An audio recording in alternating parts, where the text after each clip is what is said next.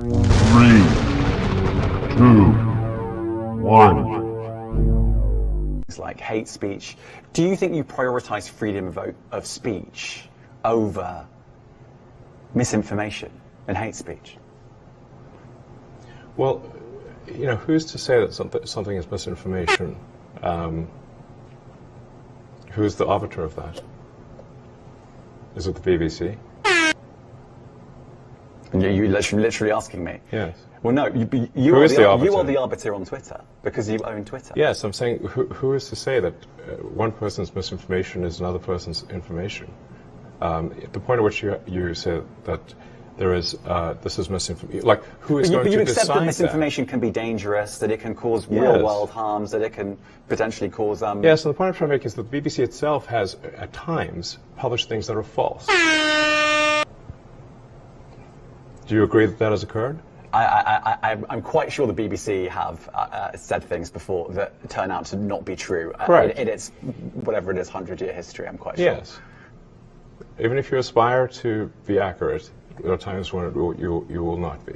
We've spoken to people very recently who were involved in moderation, and they just say there's not enough people to police this stuff, particularly around hate speech in the company. Is that what hate that speech are you talking about? I mean, you use Twitter. Right.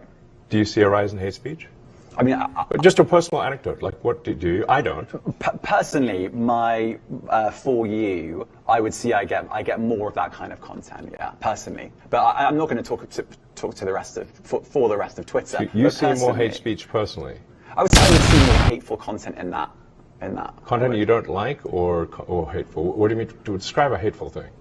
Yeah, I mean, you know, just content that will solicit a reaction, something that may include something that is slightly racist or slightly sexist, those kinds of things. So you think if something is slightly sexist, it should be banned?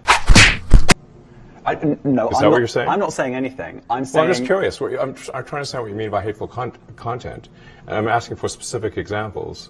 And you just said that if something is slightly sexist, that's hateful content. Does that mean that it should be banned? Well, you've asked me whether my feed, whether it's got less or more. I'd say it's got slightly more. That's why I'm asking for examples.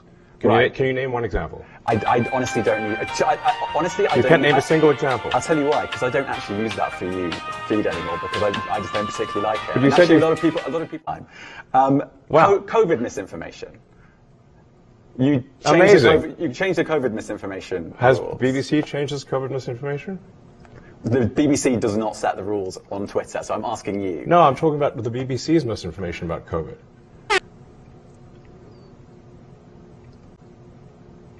I'm literally asking you about, you changed the labels, the COVID misinformation labels. There used to be a policy, and then it disappeared.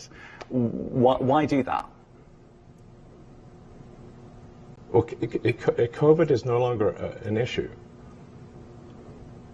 Does the BBC hold itself at all responsible for misinformation regarding masking and vaccinations, and not reporting on that at all? And what about the fact that the BBC was put under pressure by the British government to change its editorial policy? Are you aware of that? This is not an interview about the BBC. Oh, you thought it wasn't? Why you've done Twitter Spaces. I am not a representative of the BBC's editorial policy. I want to make that clear. Let's talk about something else. If you want to talk about the BBC, you too. All right, let's talk about something else. You weren't expecting that.